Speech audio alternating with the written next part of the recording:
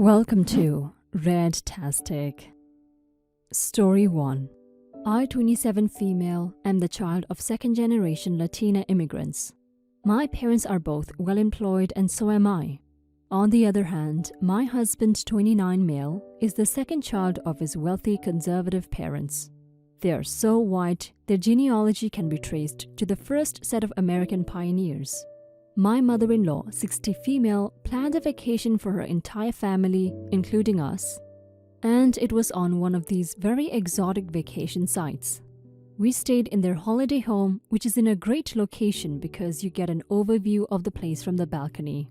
This trip included my father-in-law, mother-in-law, sister-in-law, her 2 toddlers, and my husband and I. I was very excited because I've been on a few exotic trips and I loved the place she picked. It was one of my husband's favorite holiday spots, and he had always shared stories of his family's vacation. Since it's a family tradition for them, I was glad to be a part of it. I researched the place and planned my schedule to match their selected activities as well as a few private sessions for me and my husband. When we landed, the first thing my mother-in-law did was to ask that I check the kitchen and take note of what was available. I did so, and when I reported to her, she asked me to use what was available to make a full-course dinner for the family. I am a good cook, and although I was jet-lagged, I cooked dinner single-handedly and served everyone. I was a bit miffed that I was left to cater to everyone alone, so I shared my dissatisfaction with them the next day. My mother-in-law and sister-in-law made some snide remarks over my complaints, but I ignored it. We were not exactly best buddies, but I never let their actions get to me. The vacation didn't go as I hoped it would. I was deliberately left out of the major fun activities by my husband's family. 2 days ago, I was asked to babysit my sister-in-law's children while the family stepped out for some important business. I agreed because they said it would be like 2 hours and they would be back for the sightseeing we planned, but they were gone all day. When they came back, one look was enough to know they went sightseeing without me. I was so furious. I lashed at them for being callous and for deceiving me. I told them they should have been upfront about inviting me to be the unpaid housekeeper and nanny instead of deceitfully sidelining me the way they did. When I was done giving them a piece of my mind over their attitude on the vacation, my sister-in-law laughed at me and told me I was an ungrateful bitch for complaining when they practically brought me out of poverty. To worsen the case, my mother-in-law advised me to show some gratitude and do my job willingly. After all, they accepted my poor Latina ass into their family. I was dumbfounded when she said this. I looked at my husband, but he gave a sign that he didn't want to be involved and looked away, so I left for my room. I cried bitterly because I never expected them to say such to me. My parents are not poor, although we had to rough growing up due to them always changing jobs. I never depended on my husband for money, and I'm quite comfortable with what I earn. I called to the airline and booked a return flight that night. I didn't say anything to my husband because I was disappointed at his nonchalant attitude towards my plight. He even said I was overreacting and I was wrong to complain about babysitting his niece and nephew. I left very early the next day and was at the airport when my husband began calling me. My mother-in-law said I'm very disrespectful for leaving the family vacation without their knowledge and consent. My sister-in-law has sent a series of texts basically calling me an a-hole and a gold digger for leaving their family vacation and for leaving her stranded since she made no plans to employ a nanny for her kids. Am I the a-hole for leaving without informing them? Update: I made a post about leaving my husband's family when we went for a planned trip. So here is the update. At first, my husband and I were cold towards each other and we barely talked to each other. But he came around eventually and apologized for his inability to protect and defend me from his mom and sister. He claimed he didn't know they were sidelining me, but he apologized all the same, and I forgave him. Also, I'm no longer on speaking terms with my husband's family, and my husband has not been on friendly terms with them either because he didn't like the way they trash-talked about me. You're not the a-hole though, P. Your husband and his family are a-holes. Your mother-in-law and sister-in-law for obvious reasons, and your husband for not having the balls to defend his wife. And tell his family to back off so you could enjoy the vacation you looked forward to. Your husband's family should have hired a babysitter and a cooker instead of dumping all of that on you. just because you're not from a wealthy family. They were being a-holes and dismissive when you complained. Flying back and leaving them was the best thing you could have done for yourself. It's good that your husband finally came around. He needs to be on your side on this, or else there will be no marriage between you two. Story 2. I, 26 female, have a stepdaughter, 16 female, from my husband. I love cooking. It's my favorite thing to do, and I love cooking for people. My stepdaughter is an extremely picky eater. It is a nightmare to feed her when she has her days here. One weekend she's a vegetarian, the next only eats protein, and so on. It's impossible to cook for her. I will cook entire meals only for her to say no thank you and just eat cereal, or her father takes her out for food. It's insulting and disrespectful. I asked my husband to tell her that she has to have my meals with us, but he won't. Early last week, she called my husband and asked if she could cook dinner for the house while she was here, and he agreed. When the day came, she spent a few hours cooking, and when she served her father and I told her no thank you and sat at the table eating cereal while her and her father ate her dinner. No one said anything, and after dinner she cleaned up and went to bed. My husband, however, is mad, but I was just showing her what it feels like. Today my stepdaughter's mom called and told us she wanted to stay home this weekend.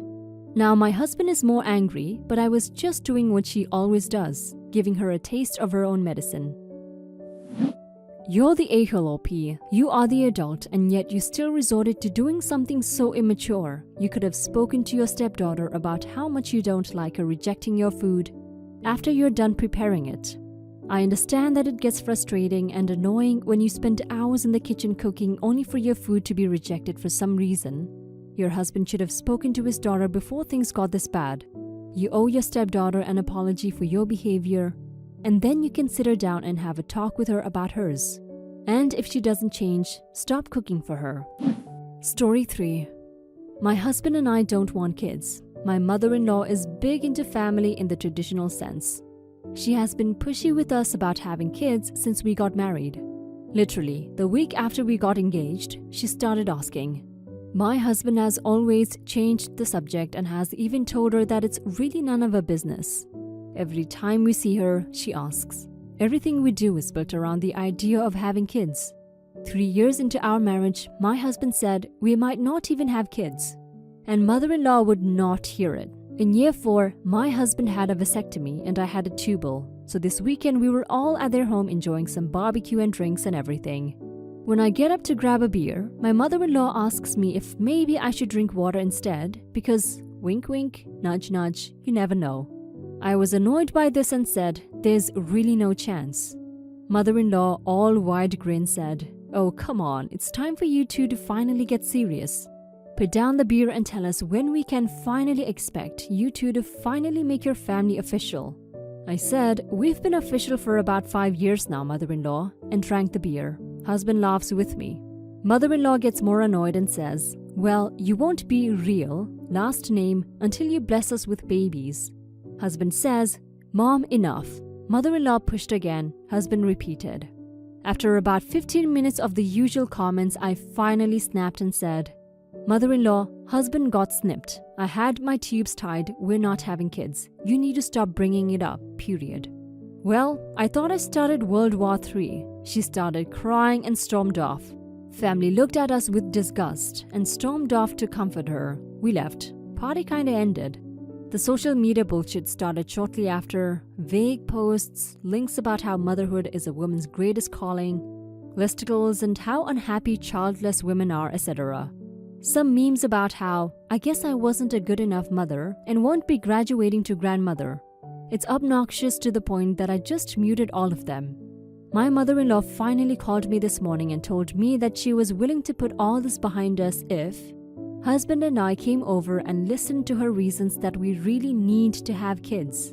I told her no, that we are tired of her pushing this on us. And then she said, well then, I guess you two aren't prepared to be real, last name.